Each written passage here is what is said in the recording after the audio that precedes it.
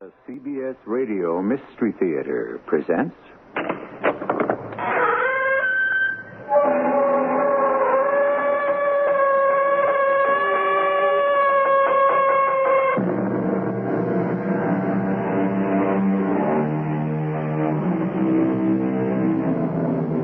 Come in.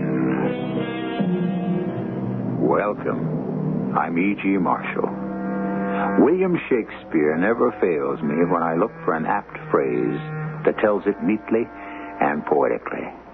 For instance, what's past is prologue. I'll repeat that.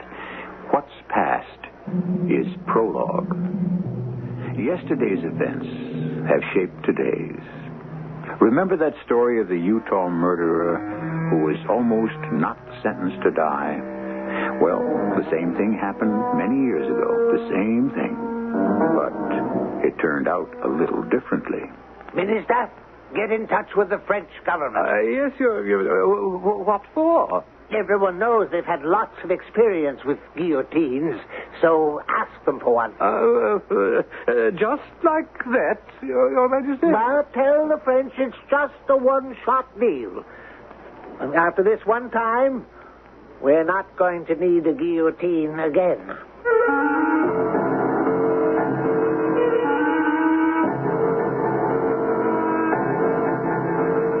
Our mystery drama, Much Too Much, was written especially for the Mystery Theater by Gerald Keane and stars Robert Dryden.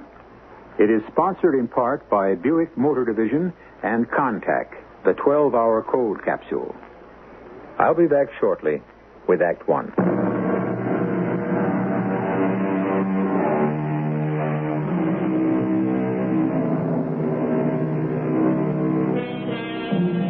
The man who couldn't be sentenced lived in an age long gone by and in a country still called Monaco.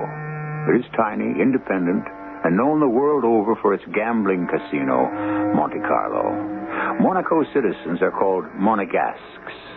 Still are. And they had their king, ministers, even an army, 60 soldiers, and one general. But who needs an army when no one's going to attack you? The king was forever on an economy binge and was even thinking of cutting the police force from 5 to 2 when the Minister of Publicity came to see him. Your Highness, we have a murderer on our hands. A murderer? Oh, my goodness. From France? Italy? Spain? No? Well, where did he come from? He's one of our own, Monegasque. Well, how is that possible? We're a law-abiding, peaceful people. Why, Monaco has never had I can hardly bring myself to say the word. Well, we have one now. Oh, sad, sad. Good thing King and Queen Senior, the father and mother, didn't live to see this day. Progress, civilization, a better world. And you end up with this. A man killing a man. A man killing a woman, Your Majesty. Worse. Well, just don't stand there. Get cracking with the Minister of Justice and the lawyers and so on. Oh, this is a sorry day indeed, Minister of Publicity. And you can quote me on that.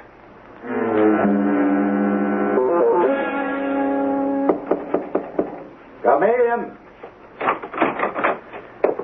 Well, that's a new one. I've never heard of a jail where the guard knocks before coming in to see the prisoner. Well, I'm sorry. You see, this isn't really much of a jail, just this room in back of the police station with an ordinary door on it, but it's all we have. Oh, no, don't think that I don't appreciate your politeness, because I do. Secondly, we've never had a murderer before, and I don't really know how one is supposed to behave without a murderer. Oh, well, you don't have to be frightened. I've only killed once in my life. And it wasn't a man. Yes. The captain told me it's a crime of passion. A crime of passion it wasn't. Just the opposite. It was my wife. Oh, you were defending yourself? Oh, my dear God, you don't wish to hear. It's of no interest to anyone but me. Oh, no, sir. I have a wife, too. It might be very helpful. You know, hints to the married man. Oh.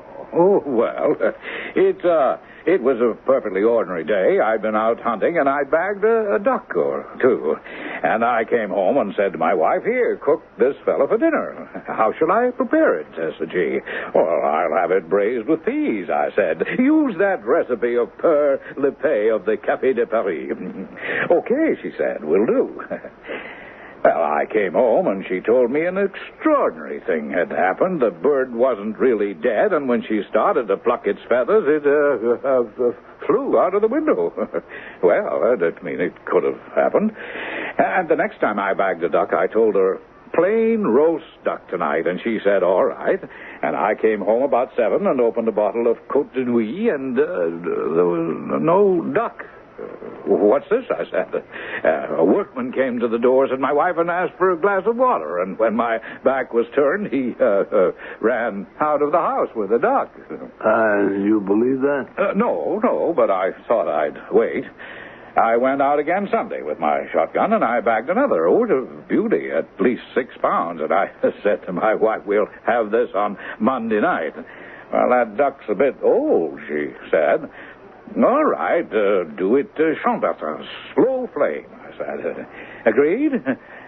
And on Monday, I came home early. You were suspicious. And there, sitting in my chair, in my dining room, my wine in his glass, was a gentleman I took to be my wife's lover, and he was eating my duck. And so I pointed my gun at him, and he admitted everything. All the ducks, my wife, everything. I pulled back the trigger. You were defending your honor. My wife screamed and picked up the duck and threw it at me to deflect my aim. The gun went off right through the duck's head into my wife's head. Her lover ran out, called the police, and here I am.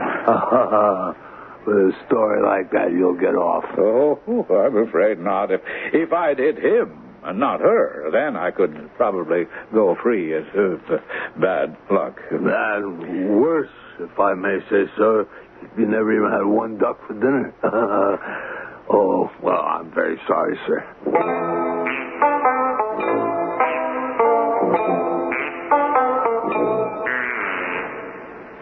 Your Majesty, the court has reached a decision, and I have asked the Minister of Protocol to tell it to you. No, please, can't you see I'm trying to find my spectacles? Sire, it is the case of the man who killed his wife.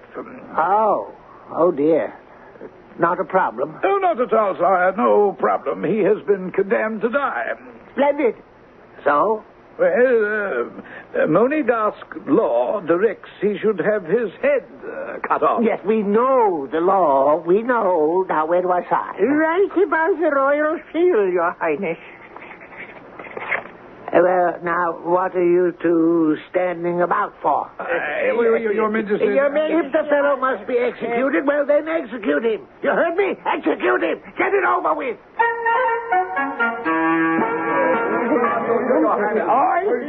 You should have told His Majesty. But put it in round numbers. He would have listened. My dear Minister of Finance, since when does our good king listen? He's not easy to bring bad news to. He dismissed us. He never gave us a chance. And as always, it will be my duty. I can see that. We don't? Never had one. Why not? Other kingdoms do. Never needed one. There's no other way? None. Ah. Since we must execute, I'm afraid the guillotine is the only way. Well, of course, I could have told you that. It seems to me the answer is for us to have a guillotine of our own. common sense-wise. Yeah, I've got it. Oh, a sudden thought, Your Majesty. Uh-huh. Get in touch with the French. Everybody knows they've had a lot of experience with guillotines. Ask them if they could furnish us one. We'll also need a professional executioner to handle the equipment. That's exactly what we were going to say. But tell the French it's strictly a one-shot deal. We don't ever expect to need one again. Your Majesty, may we? Oh, come in. I always feel like running when I see you, Minister of Finance. As for you, Minister of publicity. I don't know what I feel like. We have a communication from the French. What do they want now? Another wine festival? In reply to our request for a guillotine. They will be happy to supply us along with one of their own trained men, complete in costume and so forth. And that will be 16,000 francs. 16,000 francs cost-wise. 16,000 francs? That's much too much. The rich isn't worth that kind of money. Is there any other way to behead him? Our English cousins have switched to a headsman who does the job with one blow of an axe. Kill a man with an axe? It's inhuman. It's barbaric. Well, still, what do you expect from the English? Guillotine, a guillotine. Let me see. You must be able to get one cheaper somewhere. You mean shop around? I know. Get in touch with the Italians.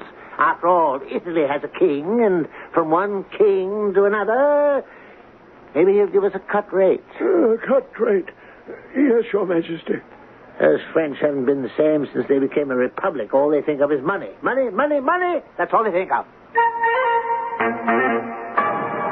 Oh, he won't stand for it. I know him. He'll hit the ceiling. I'm sorry I'm late.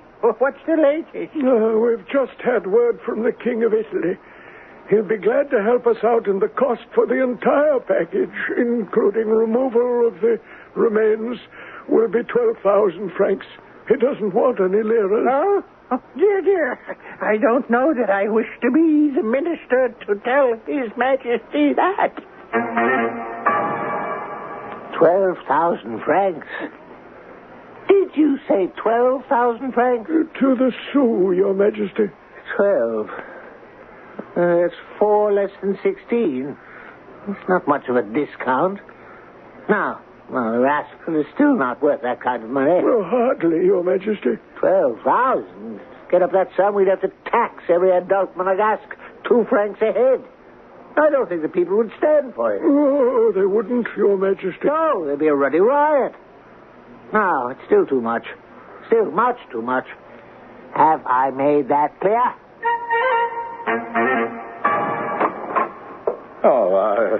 What do you want, God? Is everything satisfactory, prisoner? What? Your dinner. Is everything up to your expectations? I should say not. Do you call this filet de sol Silvestre? And the second course, does this scrawny, geriatric capon deserve the name poulet rôti beau séjour? You're not happy with the fish and the chicken? Well, they're an insult to my palate. You can tell the king's cook that I am decidedly unhappy. This may be fit for a king, but not for me. Hey, what's this? What's all this? He doesn't like the food, Captain. Oh, now, come now. You're a prisoner, sir. In fact, a condemned murderer. Not a paying guest at one of Monaco's quality restaurants. Now, don't tell me what I am. I know my rights. He doesn't like the filet de sol Sylvestre. I am entitled to have exactly what I desire for my remaining meals on Earth. This is a fact known to the penal system the world over. What a man condemned to die is entitled to. I know my international convention. Ah, but my dear prisoner, you're not about to die. Our king has not been able to secure a guillotine at a price the kingdom can afford. This execution your conduct has forced upon us will cost Monaco much too much. Yeah, well, I see your dilemma. I'll give that some thought. In the meantime, my dear Captain, bring me some decent food fit for a decent human being to eat.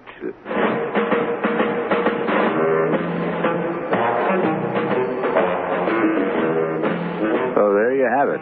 An execution that would cost too much. A condemned man demanding his rights. Doesn't justice appear a little topsy-turvy to you? Read something like this quite recently, where it said that too often the rights of the guilty are more observed than the rights of the innocent. The criminal more cared for than the victim. Certainly something has to give. But what? And when? And how? Let's find out when we continue with Act 2.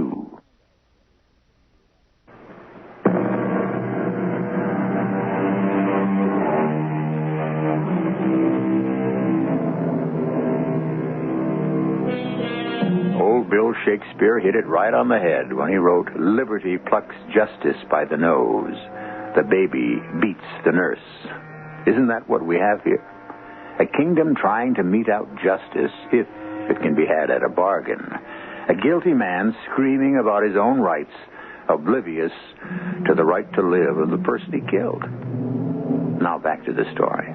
The next morning, the prisoners summoned the captain of the guards. Oh, yeah. Well, I have been thinking over your problem, Captain, and I believe I can be of some small assistance. I happen to have some excellent personal contacts with the King of Sweden. Sweden, of course, has never adopted the idea of beheading as capital punishment. But I happen to know for a fact, the prisoner told me, that Monsieur Joseph Ignatz Guillotine... The one who invented the... Yes, I know. Well, may I finish? Had sent to the King of Sweden a guillotine and an operator on approval.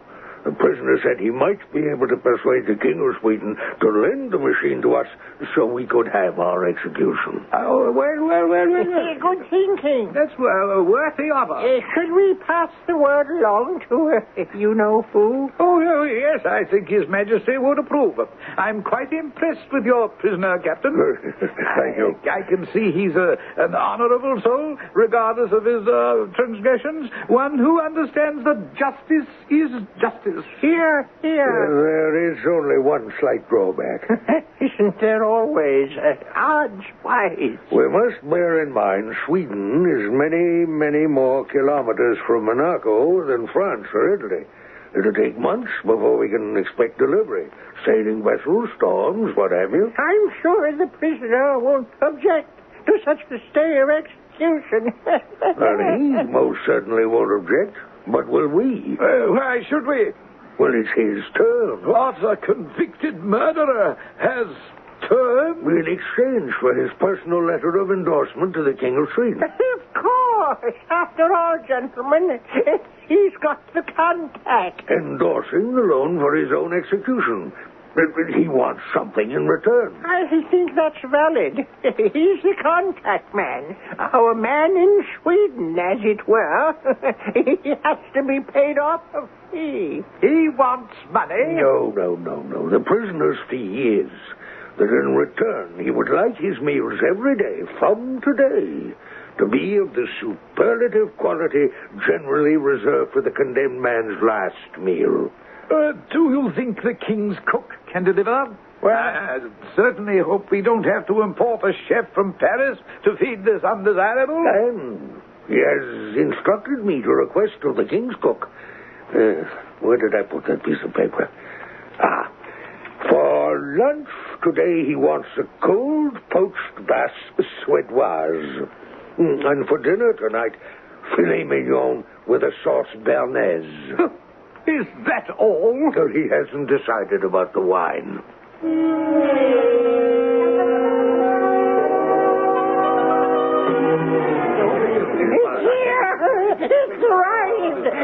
It's arrived. Well, of course it's arrived. We've been watching them all morning, setting it up in the courtyard. I'd say half of Monaco is out there. Well, look at the people. Why don't we go down and mingle with the crowd? A good way to get a sampling of public opinion. What do they think of a guillotine? Should Monaco own its own? That kind of thing. Let's go. It should be interesting. Yes, good idea. There's what I'd call a holiday atmosphere, wouldn't you say? I remember your father was always interested in these happenings, Your Majesty. When he was a prince, we were, as young men in France together during the interregnum. Incognito, I trust? Oh, absolutely. We were at the Hôtel des Cinq, just about as far from the tumbrel as we'll be at this window.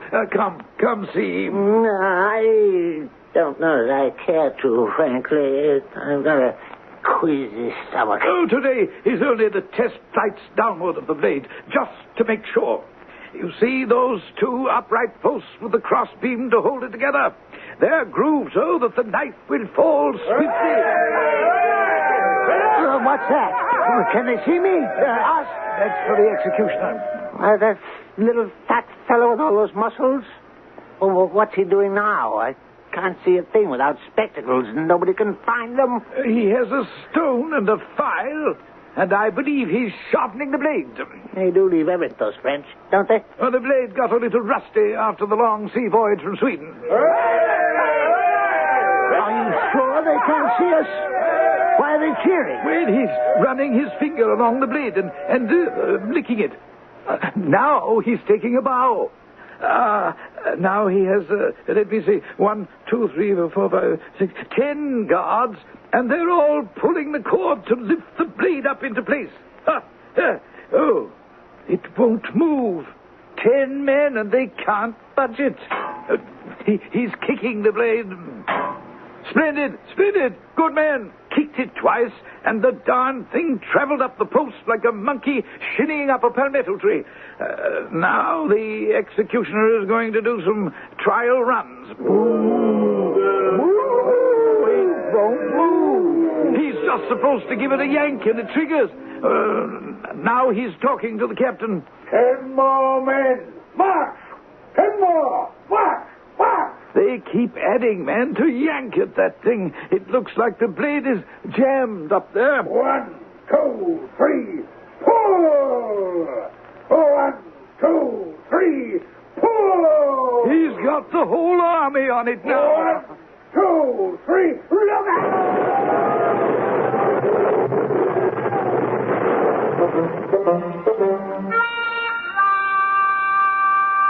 Your Majesty, now if you what? vouchfire me the opportunity... One at a time. I think we should thank the King of Sweden for that pile of firewood in the courtyard.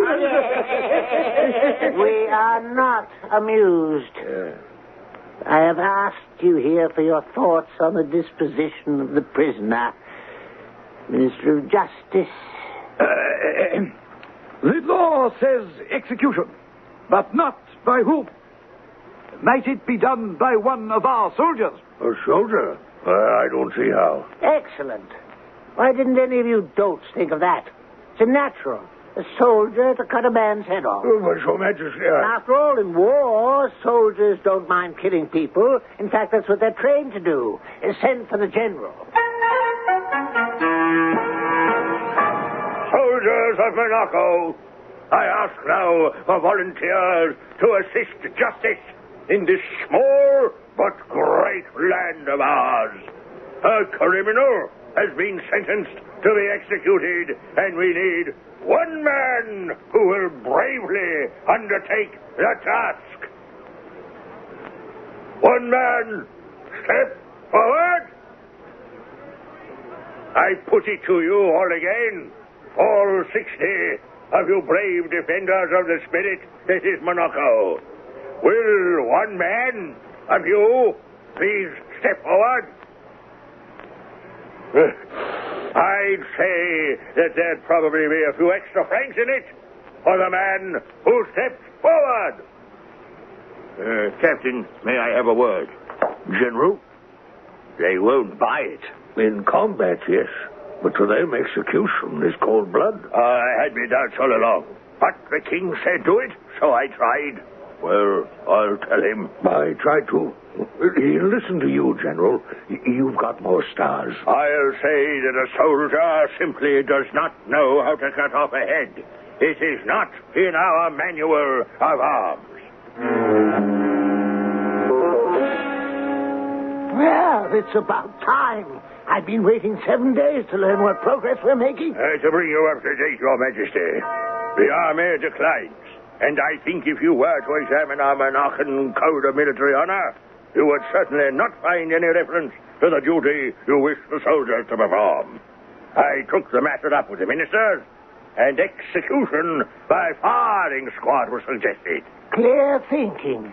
Yes, why not? Well, however, the rifles issued to the men are not accurate enough.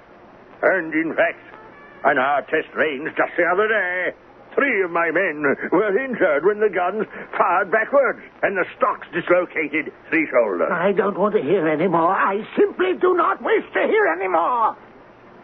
An army to defend the crown without accurate rifles? It's incredible. Well, for many years, I have been requesting authority to update our weaponry. The Minister of Finance has our estimate. Why, with those things, we can't even hit rabbits at 30 yards. That's enough. We shall have a talk with the Minister of Finance on that subject on another day. Your Majesty, I submitted a budget for your signature 2 weeks ago, and you said, not now, it costs much too much. First things first. The condemned man, and how do we condemn him? Huh? All right, now. Any more bright and cheery news for your king?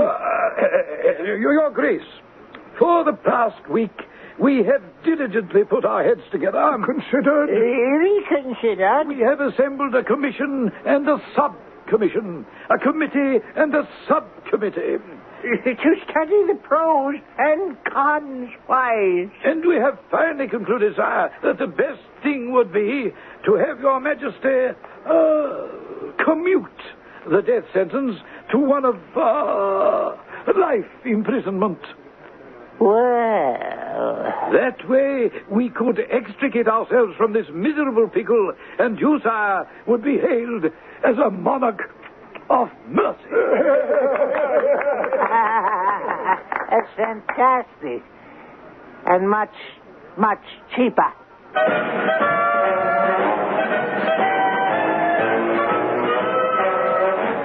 I have the feeling that you out there listening are probably way ahead of me, and that certainly you suspect our penny-pinching sovereign is going to be paying much, much more in the interests of justice than...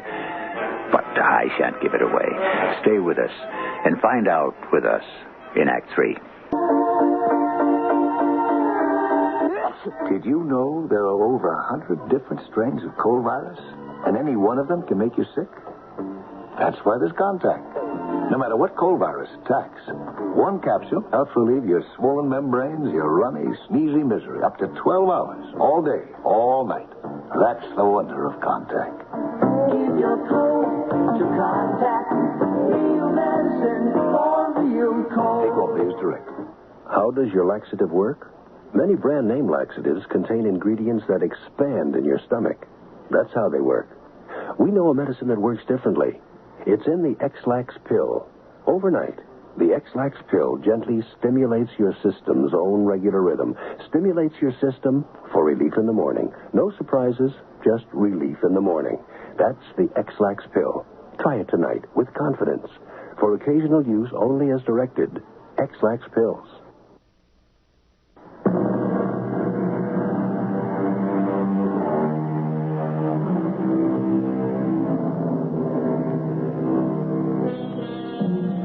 Let's return to the shenanigans of this extraordinary royal household of the long, long ago days in the history of this tiny country. To begin Act 3, let me just tell you that as soon as the king thought he had solved the problem of the plaguing prisoner, a new obstacle showed up. For not anywhere within the borders of Monaco was there a prison suitable for a man sentenced to life imprisonment. Oh, yes, we have a lockup, Your Majesty. But for a prisoner to spend the rest of his life in, hardly. What is it used for, General? Oh, overnight offenders, that's all. A shoplifter, a wife beater, a drunk. Of course, we could have one bill. Not so fast with the Crown's money.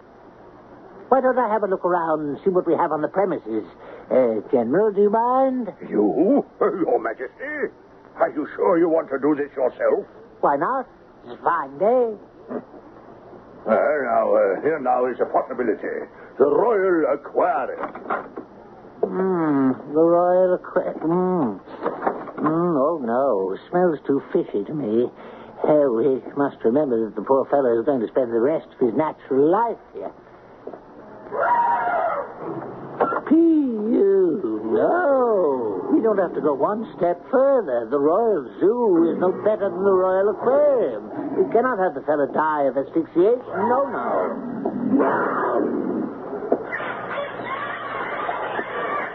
The Royal Aviary. Yes, the Royal Aviary. This is quite unsuitable. What did you say? Break his eardrum. What? Let's get out of here.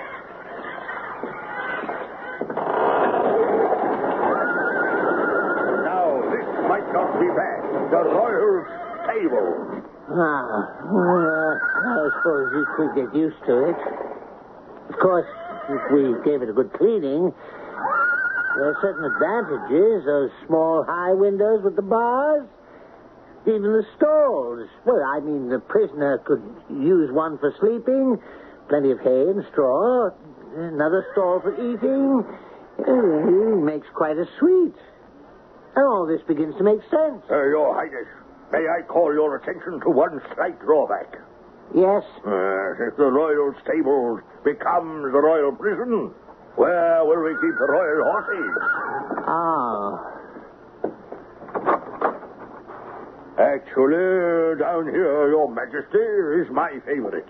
I've reserved suggesting this as a prison for last. Your Majesty, the Royal Wine Cellar. My gracious, the Royal Wine Cellar. I haven't been down here in years. No, not the Royal Wine Cellar for a prison. It's too great a temptation. The very place. How stupid of me. Why didn't I think of it before? We have a stone guardhouse not 50 yards from the palace kitchen door, within full sight of the barracks and the entire army. Let's have a look at it. If this place is what you say, I think we can safely announce our decision to our people. You know, my dear General, had the fellow not been so exceedingly cooperative dealing with the Swedes and so forth, I would not have taken such a personal interest in his case. It's quite a good turnout down there. It's a nice crowd. Who's keeping the king? And I advised him to make the people wait before he appears at the balcony. The longer they wait, the more docile they are, and it builds up his entrance, anticipation-wise. Oh, Your Majesty, we were just talking about you. Yes, well, will somebody please pull the ermine collar back from my ears? Darned annoying the way it rides up. No, not that way. Pin it to the cloak. Now the crown. It feels crooked. Does it look crooked? I hate this crown. May have fitted farther, but it's much too small for me. Well, now, everybody ready? Yes, Your Majesty. All right, let's get this show on the road.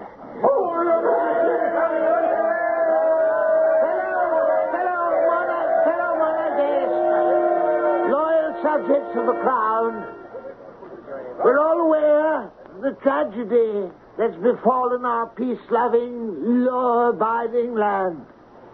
That one single Monegasque has disregarded the canons of social behavior and snuffed out the life of another Monegasque is... yes, well, it's pretty bad, to say the least. However, there is the act of forgiveness. Is that not so? Who here would like to see a man die? Let me hear your voices. I'm sure very few. Oh, dear.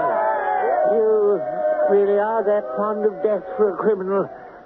However, I, your king, I feel compassion. Let me say, great compassion.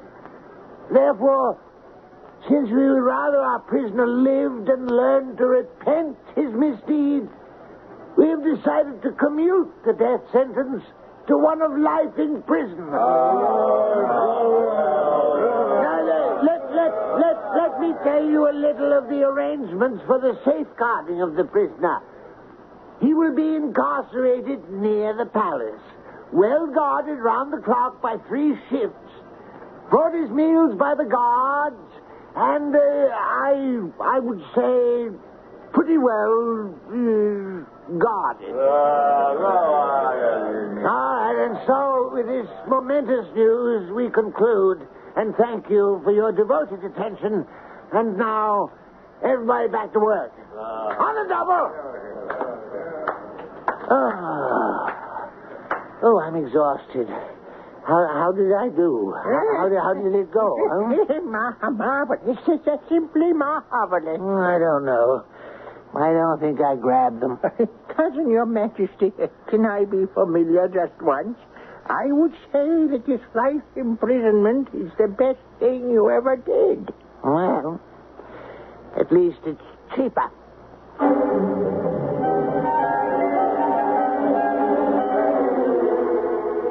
I don't believe it.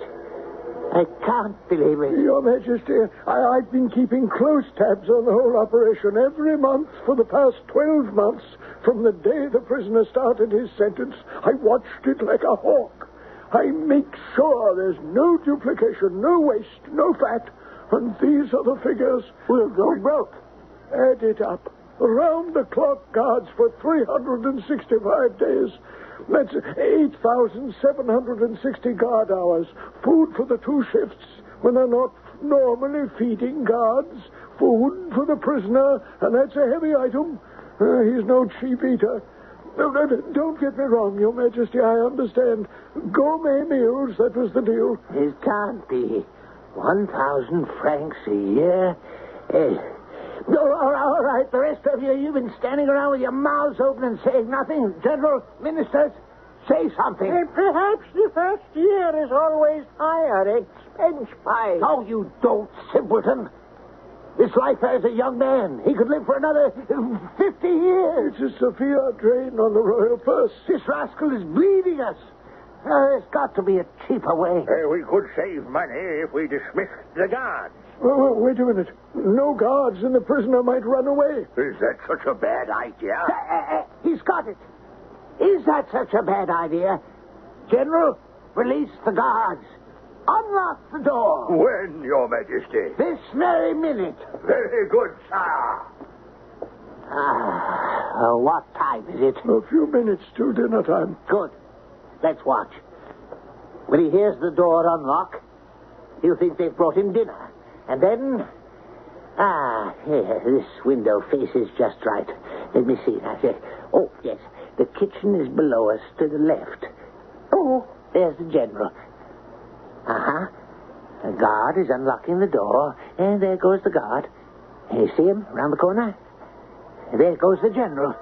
Here he is, the prisoner. Absolutely on the button. Ooh, look at the expression on his face.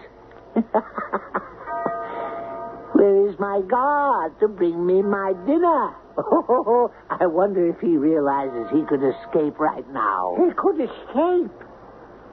The prisoner has disappeared. Which way did he go? I know he didn't go back inside. Ministers, I believe our problem has been solved. Our prisoner seems to have decided to take a little walk. Now, nobody here will go down there. Nobody in this room will give any kind of an alarm. Tomorrow we shall decide, in consultation with the Minister of Defense, the Minister of Transportation, as well as the Minister of Justice, exactly when to give the alarm. The border is only a quarter-hour away by train. On foot, it takes a little longer. We want him to have ample opportunity to make a complete escape. Your Majesty, Your Highness, he's back. What? Who's back? The prisoner. He's carrying a tray. It must be his dinner. Of course. He's been to the king's kitchen, fetched his own dinner. What do you think of that? Self-service. He's back inside his prison. Oh, he's shutting the door behind him. He's not leaving. He's staying. Well, you might as well tell me. What's the bad news? He did it again. All day. Opened the door at breakfast time. No guard in sight. Went to the royal kitchen. Asked for what he'd ordered. They gave it to him. He went back to his cell and he ate it. The same thing at lunch and at dinner. And he's ordered his menu right through Sunday. Well, I'm not waiting for any Sunday. Well, what can we do? Tell him. That's what you have to do. Tell him straight out. that we don't want to keep him, we don't want to feed him, that he's a lazy good-for-nothing, and to get out and get himself lost. But I have nowhere to go. I mean, what can I do? Everybody knows about me. Every day, at least 50 rubbernecks walk around the guardhouse, gawking and pointing and whispering. You have ruined my character by your sentence. What can I do? My dear chap, wouldn't you feel better out in the world, making an honest living? To tell you frankly, I've gotten out of the habit of working. Oh, come now. No, you treated me very badly. In the first place, when you sentenced me to death, you should have executed me, but you didn't. All right, I didn't complain about that. And then you sentenced me for life and put guards on duty to bring me my food. Sometimes they'd be late, and I would have to wait as much as 15 minutes for my dinner. I didn't complain about that either. Then you took the guards away, and I had to fetch my own food. Well, perhaps I'm too easygoing. I didn't complain about that either. But now you actually want me to go away? I can't agree to that. You can tell the king that so far as I'm concerned, a deal is a deal. Ministers, things are not as we might wish them to be. Does anyone here have any ideas of how we can get rid of this monster? Certainly. I'll offer the prisoner a pension. Pay him? If he leaves the country. Pension him? Can we keep it reasonable? I suggest 500 francs a year. Much as that? He may go for it, found money-wise. Yes, I agree with the Minister of Finance. It would be worth it to be rid of him. 500 francs. Think maybe you do it for 4? I don't think we can haggle. Summer is coming, and it'd knock us out of the tourist business. People don't want to visit a country where there's a roaming convict, a killer who doesn't want to leave, and whom we don't want to lock up. Well, that's it, then.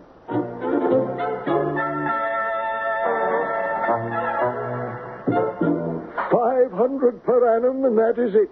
Take it or leave it. That's what the king said. Well, I guess I don't mind. So long as you give me your ministerial assurance to pay it promptly and regularly. Oh, you have His Majesty's word. On that condition, I am willing to do it. Oh, yes. I'd like this year's pension in advance so I can get settled in. Certainly. Good enough. Well, then, I shall be off. See you next year, same time. Oh, and, Minister, there's a half a bottle of Montrachet over there, if you'd like to finish it. It's excellent here. It's a pity to let it go to waste.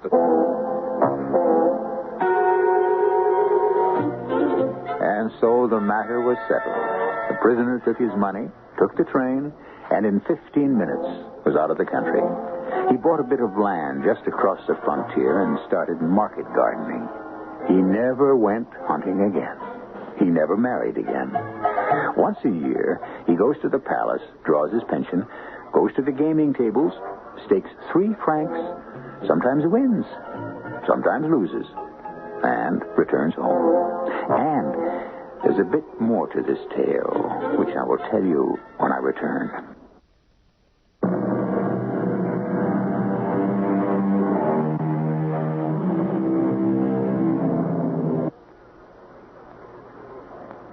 You can find the story you've just heard written in Russian by the great Leo Tolstoy. And it in many countries. Too many. I'd say it was a good thing our prisoner did not commit his crime in a land where they don't begrudge the expense of cutting off a man's head or the expense of keeping him in prison for life. To wind up, let old Will Shakespeare have the last word. Use every man after his desert, and who shall escape whipping? Our cast included Robert Dryden, Ian Martin, Court Benson, and Earl Hammond. The entire production was under the direction of Hyman Brown. This is E.G. Marshall inviting you to return to our Mystery Theater for another adventure in the macabre. Until next time, pleasant dreams.